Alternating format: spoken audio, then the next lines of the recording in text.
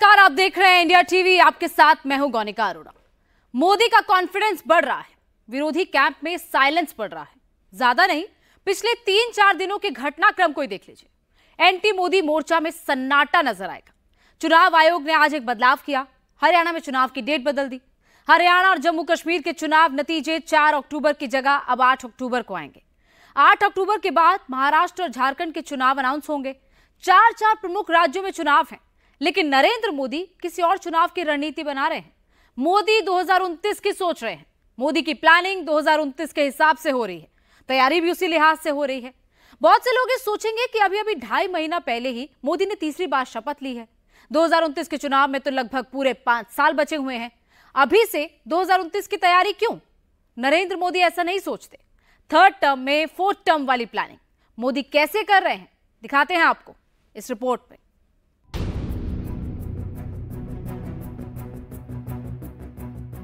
Narendra Modi full form में आ गए हैं। मोदी का कॉन्फिडेंस लेवल हाई हो गया है। प्रधानमंत्री ने अगले आम चुनाव का टारगेट सेट कर लिया है। 2029 में भी मैं ही आऊंगा, मोदी ने ये ऐलान कर दिया है। ये आपका 5वां समारोह है ना, तो 10वें में मैं आऊंगा।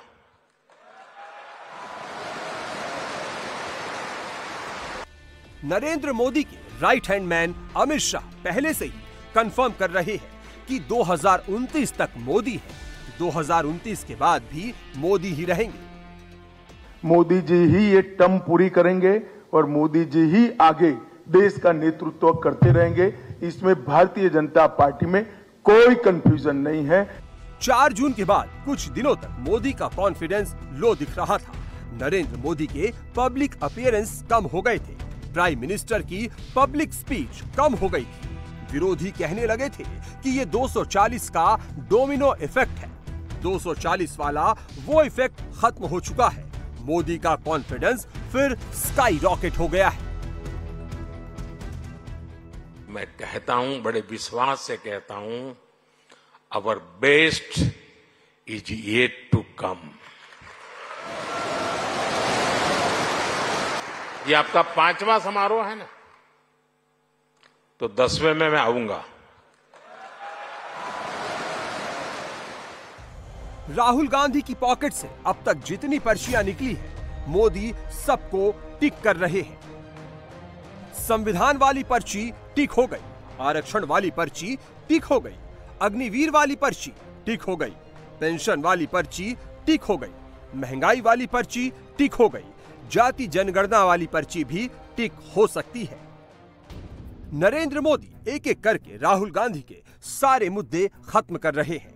24 के चुनाव में राहुल गांधी ने डायलॉग मार मार कर जितनी हेडलाइन बनाई, मोदी उन सब की धार कुंद कर रहे हैं। मोदी की स्पीड ऐसी है कि 2025 आते आते राहुल गांधी का हाथ खाली रह जाएगा। नरेंद्र मोदी 2029 तक राहुल को वहीं पहुंचा देना चाहते हैं जहां राहुल 2014 में खड़े थे। Powerless, clueless, issueless and numberless.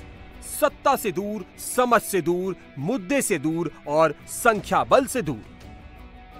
Rahul Gandhi अभी जाति जनगणना का मुद्दा पकड़कर बैठे हैं। कांग्रेस इसे राहुल का मिशन बताती है। जब मैंने उस मोची भाई से बात की ना, और उसने मुझे बताया कि किसी ने मेरी इज्जत नहीं की, मैं इस बात को एक्सेप्ट नहीं कर सकता कि हिंदुस्तान में ऐसे लोग हैं जिनके पास हुनर है, एक्सपीरियंस है, समझ है, मगर रिस्पेक्ट नहीं। तो मेरे लिए ये औजार है, जाति जनगणना हो, जो हिंदुस्तान के जो आत्मा है, 90% जिसको मैं कहता हूं, गरीब लोग हैं, किसान हैं, उनको इस देश में शामिल करने के औजार, और मेरे लिए ये मिशन है। जिस दिन जनगणना कराने का फैसला आएगा, उस दिन जनगणना के फॉर्म में जाति का भी एक कॉलम ऐड कर दिया जाए तो हैरान मत होइएगा। जिस दिन ऐसा हो जाएगा, उस दिन राहुल गांधी के हाथ से आखिरी मुद्दा भी निकल जाएगा। मोदी का कॉन्फिडेंस उनकी पार्टी में भी झलकने लगा है। योगी आदित्यनाथ को यूपी उपचुनाव का फुल चार्ज दे दिया गया है। यूपी में योगी ने सही परीक्षा करा ली। योगी ने ये काम करके दिखा दिया। मोदी ने हिमंता बिस्व शर्मा और शिवराज सिंह चौहान को झारखंड का चार्ज दे दिया है। जरा याद करके देखिए, कितनी बार ऐसा हुआ है कि किसी दूसरी पार्टी के नेता के बीजेपी ज्वाइन करने की खबर 2 दिन पहले दे दी गई। चंपई सोरेन बीजेपी में आए तो पूरे गाजे बाजे के साथ रैली के बीच उनकी ज्वाइनिंग कराई गई। महाराष्ट्र के सिंधुदुर्ग में छत्रपति शिवाजी महाराज की प्रतिमा टूटी तो नरेंद्र मोदी ने बिना किसी लाग लपेट के माफी मांग ली। हमारे लिए छत्रपति शिवाजी महाराज आराध्य देव है।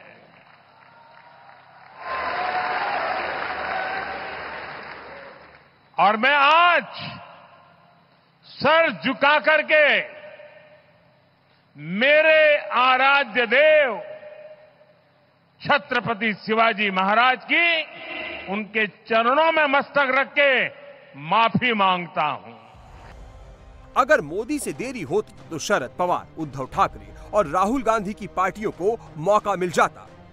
मोदी ने उनके हाथ से मौका छीन लिया। मोदी की कैबिनेट लॉन्ग टर्म डिसीजन ले रही है। प्रोजेक्ट वही अप्रूव हो रहे हैं जिनको पूरा करने में 3 साल 4 साल का वक्त लगेगा, लेकिन जिनका फायदा 2047 से आगे भी दिखता रहेगा। एनपीएस की जगह UPS pension scheme, 12 smart industrial cities का निर्माण, 3 करोड़ पीएम आवास बनाने का डिसीजन, 22 लाख से ज्यादा रोजगार सृजन, किसानों के लिए 2 लाख गोदाम बनाना, पालघर के वधावन पोर्ट का विस्तार, 14 खरीफ फसलों की एमएसपी में बढ़ोतरी, हर राज्य में forensic science university campus. Defence sector में भी कोई शॉर्ट टर्म डिसीजन नहीं लिया जा रहा। देश की सुरक्षा के लिए लॉन्ग टर्म प्लानिंग के साथ काम हो रहा है। एटॉमिक वेपन से लैस स्वदेशी पनडुब्बी आईएनएस अरिघात भी उसी दिशा में उठाया गया कदम है। 24 में 240 आया, नरेंद्र मोदी 29 में इससे कहीं ज्यादा की तैयारी कर रहे हैं। मोदी का कॉन्फिडेंस उनकी बातों में भी झलकने लगा है। आपको याद होगा, कुछ लोग पहले पूछते थे, पार्लियामेंट में खड़े होकर के पूछते थे और अपने आप को बहुत विद्वान मानने वाले लोग पूछते थे।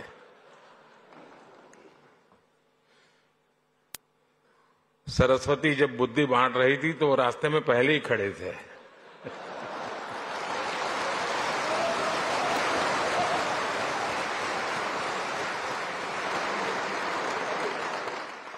और क्या कहते थे? वो पूछते थे कि भारत में बैंक की इतनी ब्रांचेज नहीं है, गांव-गांव बैंक अवेलेबल नहीं है, इंटरनेट नहीं है, यहां तक पूछ लेते थे बिजली भी तो नहीं है, रिचार्जिंग कहां होगा, फिनटेक क्रांति कैसे होगी, ये पूछा जाता था। और मुझ जैसे एक चाय वाले को पूछा जाता था।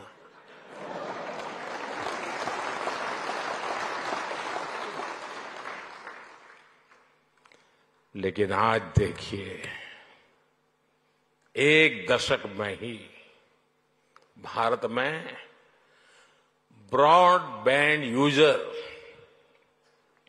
60 मिलियन यानी 6 करोड़ से बढ़कर 940 मिलियन यानी करीब 94 करोड़ हो गए। प्राइम मिनिस्टर नरेंद्र मोदी और चीफ जस्टिस ऑफ इंडिया की मौजूदगी में आज एक बड़ी बात कह दी गई। ये बात जिस मन से कही गई, पहले उसकी गंभीरता समझिए, फिर इस बयान को देखिए। हमारे संविधान का माखौल न उड़े, इसको मजाक ना बनाया जाए। देश का संविधान, आरक्षण या लोकतंत्र को कोई खतरा नहीं है। आप सभी बुद्धिजीवी बखूबी जानते हैं, देश को यदि सही मायने में खतरा है तो इन बेबुनियाद बयानबाजी से जो सीधी सादी भोली भाली अनभिज्ञ जनता को बरगलाने का प्रयास करती है। Constitution is safe, reservation is safe at the hands of our honourable prime minister and honourable chief justice of India. Rahul Gandhi संविधान की मिनिएचर कॉपी लेकर घूमते हैं और मोदी से उसे खतरा बताते हैं। मोदी ने आज बताया कि संविधान सुरक्षित है, सुप्रीम कोर्ट संविधान की रक्षा कर रहा है। संविधान के बेसिक स्ट्रक्चर पर जब भी कोई हमला हुआ, सुप्रीम कोर्ट ने उसे हमेशा बचा लिया। हमारे लोकतंत्र में न्यायपालिका संविधान की संरक्षक मानी गई है। ये अपने आप में एक बहुत बड़ी जिम्मेदारी है। हम संतोष के साथ कह सकते हैं कि सुप्रीम कोर्ट ने, हमारी न्यायपालिका ने इस जिम्मेदारी का बखूबी निर्वहन करने का प्रयास किया है। आजादी के बाद न्यायपालिका ने न्याय की भावना की रक्षा की। आपातकाल जैसा काला दौर भी आया, तब न्यायपालिका ने संविधान की रक्षा में अहम भूमिका निभाई। मौलिक अधिकारों पर हुए प्रहार तो सुप्रीम कोर्ट ने उनकी रक्षा भी की। और यही नहीं, जब जब देश की सुरक्षा का प्रश्न आया, तब न्यायपालिका ने राष्ट्रहित सर्वोपरि रखकर भारत की एकता की भी रक्षा की। मेहनत राहुल गांधी भी कर रहे हैं। राहुल को पॉलिटिकल स्ट्रेंथ भी मिली है, लेकिन ये स्ट्रेंथ अभी इतनी नहीं है कि वो पॉलिटिकल पावर में कन्वर्ट हो सके। 24 की टक्कर में मोदी राहुल के मुकाबले 2.5 गुना ज्यादा नंबर के साथ जीते। 29 में मोदी इस गैप को और बढ़ाने के लिए काम शुरू कर चुके हैं। मोदी पावर में है, इसलिए उनके साथ एक पावरफुल सिस्टम भी काम कर रहा है। केरल के पलक्कड़ में राष्ट्रीय स्वयंसेवक संघ ने 3 दिन की समन्वय बैठक शुरू की है। बीजेपी संघ के 32 आनुषंगिक संगठनों में से एक है। बीजेपी अध्यक्ष जेपी नड्डा इसी हैसियत के साथ समन्वय बैठक में शामिल हुए। ये बात कोई राज नहीं है कि बीजेपी राष्ट्रीय स्वयंसेवक संघ की पॉलिटिकल विंग है, ठीक वैसे ही जैसे अखिल भारतीय विद्यार्थी परिषद संघ की स्टूडेंट विंग है और विश्व हिंदू परिषद संघ का हिंदुत्व वाला ब्रांच है। संघ ने बीजेपी से 3 लॉन्ग टर्म डिमांड रखे थे। अयोध्या में राम मंदिर का निर्माण, ये काम मोदी ने पूरा कर दिया। जम्मू कश्मीर से आर्टिकल 370 का खात्मा, ये काम भी मोदी ने कर दिया। तीसरा काम यूनिफॉर्म सिविल कोड का है, जिस पर काम चल रहा है। लाल किले से मोदी ने इसका नाम बदलकर सेक्युलर सिविल कोड कर दिया है। 2024 की परीक्षा में मोदी तो पास हो गए, लेकिन संघ के लिए परीक्षा की घड़ी आई है। ये परीक्षा इसी साल होगी। अयोध्या में राम मंदिर बनने के बाद बीजेपी फैजाबाद का चुनाव हार गई। अब वहां विधानसभा का उपचुनाव होगा। बीजेपी ने 370 का वचन पूरा किया। अगर बीजेपी जम्मू कश्मीर भी हार गई तो मुश्किल हो जाएगी। आरएसएस को जम्मू कश्मीर का चुनाव डिलीवर करना है। जम्मू कश्मीर का चुनाव बीजेपी के लिए ही नहीं, संघ के लिए भी प्रतिष्ठा का चुनाव है। मोदी के विरोधी चुप बैठ गए हो, ऐसा बिल्कुल नहीं है। हरियाणा चुनाव करीब आया है तो किसान आंदोलन की चिंगारी को फूंक मारकर फिर से आग भड़काने का काम हो रहा है। पंजाब और हरियाणा के शंभू बॉर्डर पर किसान इस साल की सर्दियों से ही जमे हुए हैं। आंदोलन के 200 दिन हुए तो रेसलर विनेश फोगाट भी वहां पहुंची। हर जगह पे किसान है ना। वो अगर नाराज है तो आपको वो खिलाड़ियों पे भी नुकसान होता है। अगर वो हमें खाना नहीं देंगे, मैं वही बोल रही हूँ, अगर वो हमें खाना नहीं देंगे तो हम कैसे कॉम्पीट करेंगे। लेकिन वो इतने निर्दयी नहीं है, ये खाना देते हैं पूरे देश को। इतना सब होने के बाद भी ये लोग खुले दिल से पूरे देश को आज भी अनाज दे रहे हैं। ये चाहे तो सब कुछ बंद कर सकते हैं देश का, लेकिन बड़ा दिल है इनका बहुत ज्यादा, और सरकार को भी बड़ा दिल दिखाना चाहिए इस मामले में। सरकार से यही निवेदन है कि सुनना चाहिए। जैसे आपने पिछली बार अपनी गलती मानी थी, आपने माना था कि कुछ गलत हुआ है, उसके बाद आपने जो वादे किए थे वो पूरे करने चाहिए। मोदी के खिलाफ किसान वाला नैरेटिव कुछ हद तक चला, कुछ हद तक नहीं चला। हरियाणा का वोटर किसान से ज्यादा जाति के नाम पर बटा।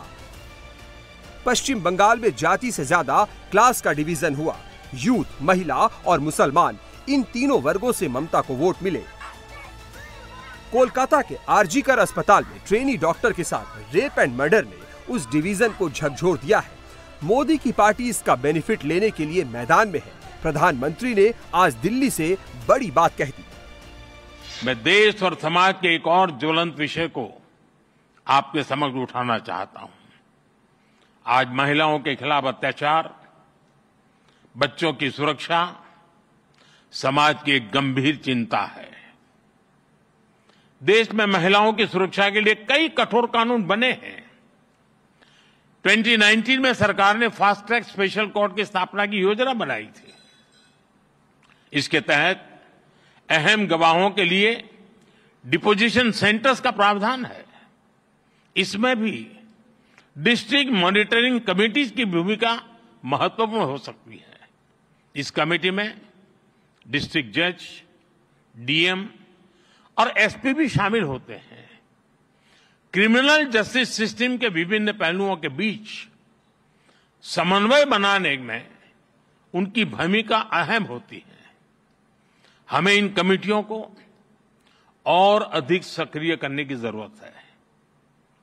महिला अत्याचार से जुड़े मामलों में जितनी तेजी से फैसले आएंगे, आधी आबादी को सुरक्षा का उतना ही बड़ा भरोसा मिलेगा। चुनाव पश्चिम बंगाल में नहीं है। पश्चिम बंगाल से अभी केवल नैरेटिव बिल्ड हो सकता है। उस नैरेटिव से पॉलिटिकल बेनिफिट मिलेगा हरियाणा में, महाराष्ट्र में, झारखंड में और उत्तर प्रदेश में। योगी आदित्यनाथ की ये मुस्कान बता रही है कि उन्होंने परीक्षा पास कर ली है। पिछले 2.5 साल में कोई मुख्यमंत्री पेपर लीक के बिना परीक्षा नहीं करा पा रहा था। योगी आदित्यनाथ ने ऐसी परीक्षा करा ली जिसमें 48 लाख से ज्यादा नौजवान शामिल हुए। यूपी के सभी 75 जिलों में 5 दिनों में 10 पालियों में परीक्षा कराई गई। विरोधी इंतजार कर रहे थे कि कोई गड़बड़ी हो जाए, कहीं से पेपर लीक होने की कोई खबर आ जाए, लेकिन ऐसा हो नहीं पाया। मुझे लगता है कि देश और विश्व की सबसे बड़ी पुलिस की परीक्षा है, जिसको सकुशल संपन्न कराने में हम लोग सफल हुए हैं। और जैसा कि सरकार का संकल्प है कि कोई भी भर्ती सुचितापूर्ण तरीके से हो। यहां से योगी आदित्यनाथ को जो कॉन्फिडेंस मिला वो 10 सीटों के उपचुनाव तक जाएगा। योगी के पास ये कहने को होगा कि बिल्ली के भाग्य से हमेशा छीका नहीं टूटता। 2024 के चुनाव में मोदी के खिलाफ सबसे बड़ा नैरेटिव संविधान और आरक्षण को लेकर खड़ा किया गया था। इसका सबसे ज्यादा असर यूपी में दिखा। बिहार में लालू और तेजस्वी यादव ने जितना सोचा था उतना असर नहीं हुआ। बिहार में अगले साल चुनाव है। गर्मी बढ़ाने के लिए आरजेडी ने आरक्षण के मुद्दे पर धरना प्रदर्शन करने का प्लान बनाया है। कल हम खुद धरने पे बैठ रहे हैं और बहुत ही महत्वपूर्ण मुद्दा है ये, और नाइंसाफी की जा रही है पिछड़ों के साथ, अति पिछड़ों के साथ, दलित आदिवासी भाइयों के साथ। और किसी भी कीमत पर जो महागठबंधन की सरकार, जो हम लोगों ने आरक्षण बढ़ाया, 65% किया, जाति जनगणना कराई, किसी भी कीमत पे इसको शेड्यूल 9 में हम लोग करवाएंगे। चाहे भारत सरकार को, प्रधानमंत्री को घुटने भी टिकवाने पड़े, तो उसके लिए हम लोग पीछे नहीं हटेंगे। नीतीश कुमार की राजनीति का एक मस्ट इंग्रेडिएंट ये है कि वो अपने अलायंस पार्टनर की धुकधुकी बढ़ाकर रखते हैं, लेकिन इस बार कुछ ऐसा हो गया कि खुद नीतीश कुमार की धुकधुकी बढ़ गई। बिहार के मुख्यमंत्री ने अति पिछड़ा वोट और भूमिहार वोट में बैलेंस बनाने की कोशिश की थी, लेकिन उनकी अपनी ही पार्टी में इस पर बवाल मच गया है। नीतीश कुमार ने क्या इस जहानाबाद में किया कि जहां भूमिहार का गांव होगा वहां सड़क नहीं बनेगा, लेकिन आप जब अति पिछड़ा को बनाते हैं तो भूमिहार लोग भाग जाते हैं। हम वोट नहीं देंगे, कहा नहीं दीजिएगा भाई, काम तो आपके यहाँ भी हुआ है। आपका उम्मीदवार 4 बार आपका उम्मीदवार भूमिहार का जीतेगा, खराब होगा तो उसके लिए कहिएगा बढ़िया है। और मेरा उम्मीदवार 3 दिन 4 दिन आपका दरवाजा नहीं गया तो आप कहिए कि नहीं मेरा उम्मीदवार अच्छा नहीं है। ये कैसे बात चलेगा? हमारी राजनीति थोड़ी होती है। राजनीति करना है, असूल के साथ राजनीति करिए। राजनीति करना है, वजूद के साथ राजनीति करिए और मुद्दों पर राजनीति करिए। हमारा नेता ने जब निर्णय कर लिया तो हम उस आदमी के साथ खड़े, खराब हो चाहे अच्छा। निर्णय का विरोध सिंबल के पहले कर सकते हैं, लेकिन सिंबल लेने के बाद हम निर्णय का विरोध नहीं कर सकते हैं। जिसका मतलब कि आप नेता के अनुशासन से चलते नहीं हैं। आज नेता हमको मंत्री बनाएगा, कल हमको नेता मंत्री से हटा देगा, तो हम नीतीश कुमार के खिलाफ गाली देने लगेंगे, तब तो मेरा क्या वैल्यू रह जाएगा। तो जो सिर्फ पाने की राजनीति में नीतीश जी के साथ रहते हैं, वैसे लोगों से भी होशियार रहने की जरूरत है। जीवन भर हम आपके साथ हैं, लेकिन आपको कुछ नहीं मिला तो नीतीश जी को हम गाली देने लगे। ऐसे नेता की अब आवश्यकता नहीं है। बिहार में अति पिछड़ा वोट 36% है और भूमिहार वोट केवल 2.86%। जाहिर है कि अति पिछड़ा वोट की पूछ ज्यादा है। नीतीश कुमार भी अति पिछड़ा वोटर के दुख दर्द को सहलाते हैं और अति पिछड़ी जातियों के नेताओं को टिकट भी बांटते हैं। दूसरी तरफ भूमिहार है जो संख्या में तो कम है लेकिन बाहुबल में ज्यादा है। बिहार में भूमिहारों को नाराज करके सत्ता चलाना मुश्किल होता है। नीतीश कुमार के करीबी अशोक चौधरी ने ये बयान उस वक्त दिया है जबकि मोकामा के बाहुबली भूमिहार नेता अनंत सिंह को जेडीयू में शामिल करने की चर्चा चल रही है। अशोक चौधरी खुद दलित हैं, उनका दामाद भूमिहार है। अशोक चौधरी के बयान पर अनंत सिंह ने तो कुछ नहीं कहा, लेकिन जेडीयू ने अशोक चौधरी के बयान का खंडन कर दिया, साथ ही उनको चेतावनी भी दे दी। तो जो पार्टी का नेतृत्व करता है उनके नीतियों के विपरीत मंतव्य दिया जाना पार्टी में अनुशासनहीनता है। साथ ही साथ पार्टी में टिकट दिलाना, इसका स्वांग रचने का कोई अभिमान कर सकता है, लेकिन सच यह है कि नीतीश कुमार जी की पार्टी में सर्वमान्य नेता वो हैं, फैसला लेने का अधिकार क्षेत्र उनका है। इसलिए पार्टी इनके बयान को खारिज करती है और जनता दलियों का हर कार्यकर्ता, समाज के हर तबके का हमारा कार्यकर्ता इनके बयान से बिल्कुल असहमत है। मोदी की पार्टी को इसमें मौका दिखा। नीतीश कुमार सरकार के 2 में 1 डिप्टी सीएम विजय सिन्हा भी भूमिहार है। पार्टी ने उनको आगे किया। लेकिन भूमिहार जाति नहीं है, एक कल्चर है और यह कल्चर भूमि से जुड़ने का, जमीन पर रहने का और जमीनी हकीकत को जानने की ताकत आज भी किसी को है, तो जो जमीन से जुड़ा है उसी को है। विजय सिन्हा किसी वक्त नीतीश कुमार के कट्टर विरोधी हुआ करते थे। डिप्टी सीएम बने तो नीतीश को नेता मान लिया। जाति का सवाल आया तो फिर से तकरार के मूड में आ गए। ऐसा एक दिन में नहीं होता, इसकी भूमिका पहले से बनती है। विस्फोट अचानक होता है। बिहार में नए सामाजिक समीकरण बनने की शुरुआत हो चुकी है। असर 2025 में दिख जाएगा। उसके बाद मोदी बिहार में 2029 वाली गोटी चलेंगे।